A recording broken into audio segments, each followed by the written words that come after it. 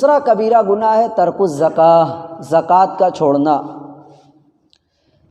آج ہمارے معاشرے میں کتنے ایسے 95% لوگ ایسے ہیں جنہیں زکوٰۃ کے متعلق کچھ پتہ ہی نہیں ہے کہ زکوٰۃ کیسے دینی ہے، کب دینی ہے اور کن حالات میں دینی ہے۔ مختصراً میں بتا دیتا ہوں کہ زکوٰۃ یہ آپ کو اپنی رقم کا 40واں حصہ دینا ہے، اور یہ بھی تب جب آپ کی رقم نصاب کو پہنچے۔ شریعت نے ایک اصول بنایا ہے کہ آپ کے پاس 10 روپیہ 20 روپیہ ہے تو آپ پر زکوٰۃ نہیں ہے۔ ایک حد قائم کی ہے شریعت نے کہ آپ کے پاس 7.5 تولہ سونا، تقریباً 87 یا 85 گرام،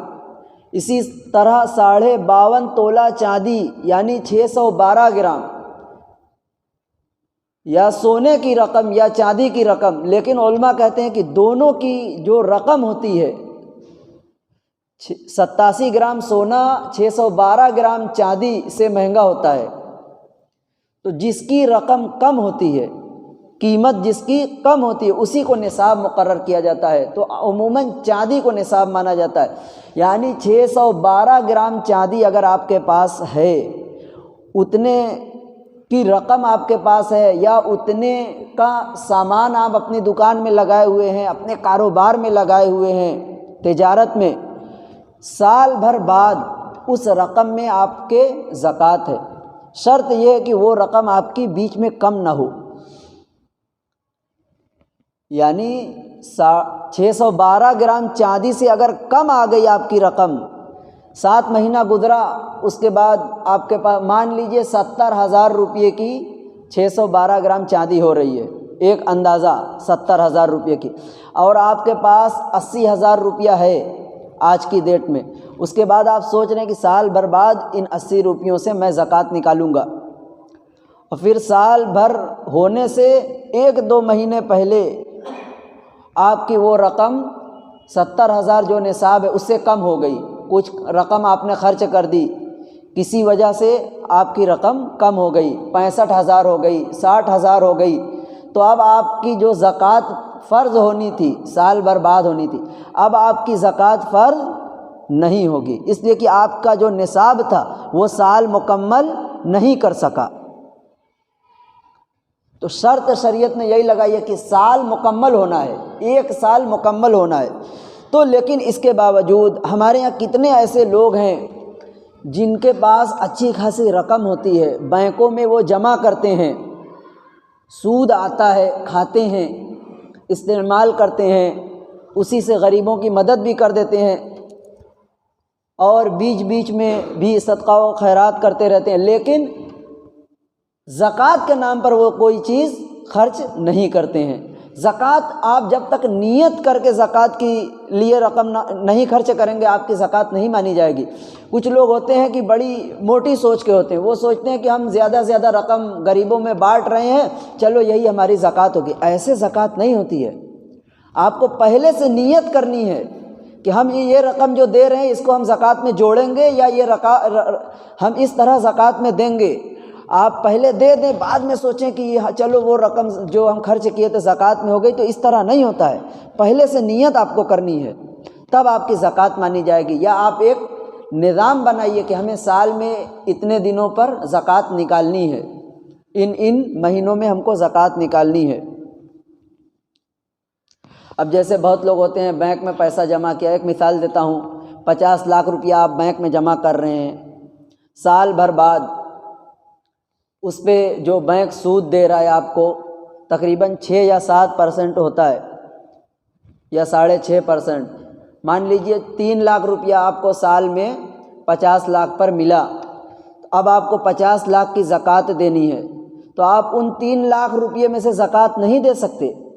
اس لیے کہ وہ 3 لاکھ جو آپ کو سود کے طور پر ملا اس کا استعمال کرنا آپ کے لیے حرام ہے۔ ہاں، علماء اجازت دیتے ہیں کہ وہ رقم بینک والے یا سرکاری ہمارے خلاف نہ استعمال کر لیں، اس لیے علماء کہتے ہیں کہ اسے کسی اپنی ذات سے علاوہ کہیں خرچ کر دیجئے، کسی غریب کی مدد کر دیجئے، یا کہیں کوئی بھی کام میں لگا دیجیے، اپنی ذات پر خرچ مت کیجیے، اس لیے کہ آپ کے لیے سود کھانا جائز نہیں ہے، تو وہ آپ کو ایک اسکیم کے تحت ملا ہے۔ تو اسی طرح اس رقم سے آپ زکوٰۃ بھی نہیں دے سکتے کہ آپ چاہیں 50 لاکھ میں 3 لاکھ روپیہ آپ کو سال میں سود مل گیا تو چاہیں تو اسی سے زکوٰۃ دے دیں، اس سے آپ کی زکوٰۃ قبول نہیں ہوگی، اس لیے کہ اللہ تعالیٰ پاک ہے اور پاک چیز کو ہی قبول کرتا ہے۔ تو آپ کو جو زکوٰۃ دینی ہے اپنے 50 لاکھ روپیے میں سے دینی ہے۔ 1 کروڑ میں آپ کو سال بھر میں 6 لاکھ 7 لاکھ روپیہ سود ملا تو وہ 7 لاکھ آپ کے کسی کام کا نہیں ہے، آپ کو اس کو غریبوں پر ہی خرچ کرنا ہے۔ آپ کو جو زکوٰۃ دینی ہے اپنی رقم سے دینی ہے۔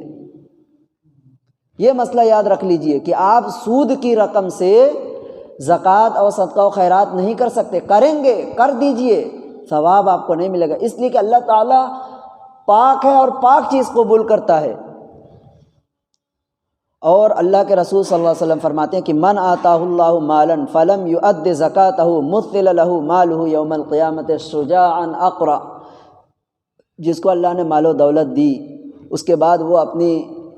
مال و دولت سے زکوٰۃ ادا نہیں کرتا تو کل قیامت کے دن وہ زکوٰۃ کا مال اس کے لیے ایک زہریلا سانپ بن جائے گا۔ قرآن میں اللہ نے کہا وَلَا يَحْسَبَنَّ الَّذِينَ يَبْخَلُونَ بِمَا آتَاهُمُ اللَّهُ مِنْ فَضْلِهِ هُوَ خَيْرًا لَهُمْ، کہ جو لوگ بخیلی کرتے ہیں اللہ کے دیے ہوئے فضل سے، مال سے، اس بخیلی کو وہ اپنے لیے بہتر نہ سمجھیں، بل هُوَ شَرٌّ لَهُمْ، بلکہ وہ ان کے لیے بدترین چیز ہے۔ سَيُطَوَّقُونَ مَا بَخِلُوا بِهِ يَوْمَ الْقِيَامَةِ، کل قیامت کے دن یہی بخیلی ان کے گلے کا طوق بن جائے گی۔ اسی طرح قرآن میں ہے کہ وَالَّذِينَ يَكْنِزُونَ الذَّهَبَ وَالْفِضَّةَ وَلَا يُنْفِقُونَهَا فِي سَبِيلِ اللَّهِ فَبَشِّرْهُم بِعَذَابٍ أَلِيمٍ، کہ جو لوگ مال و دولت سونے چاندی کو اکٹھا کرتے ہیں وَلَا يُنْفِقُونَهَا فِي سَبِيلِ اللَّهِ، اللہ کے راستے میں خرچ نہیں کرتے، اے نبی آپ انہیں دردناک عذاب کی خوشخبری دے دیجئے۔ یوم یحمى علیہا فی نار جہنم، کہ جہنم میں انہیں پگھلایا جائے گا، اسی پر گرمایا جائے گا، سیکا جائے گا۔ فَتُقْوَى بِهَا جِبَاهُهُمْ وَجُنُوبُهُمْ وَظُهُورُهُمْ هَذَا مَا كَنَزْتُمْ لِأَنفُسِكُمْ فَذُوقُوا مَا كُنْتُمْ تَكْنِزُونَ، اس کے بعد ان کے جسم کے پیشانی کو داغا جائے گا آگ سے، پھر ان کے پہلو کو، بغل کو داغا جائے گا، ان کی پیٹھ کو داغا جائے گا، پھر اللہ تعالیٰ کی جانب سے اعلان ہوگا کہ هَذَا مَا كَنَزْتُمْ، یہی ہے وہ خزانہ جسے تم اکٹھا کرتے تھے، اب اسی کا مزہ چکھو۔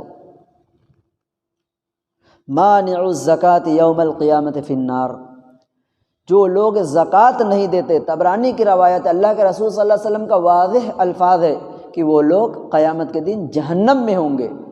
مانع الزکوٰۃ یوم القیامت فی النار، زکوٰۃ نہ دینے والے کل قیامت کے دن جہنم میں ہوں گے۔ اسی طرح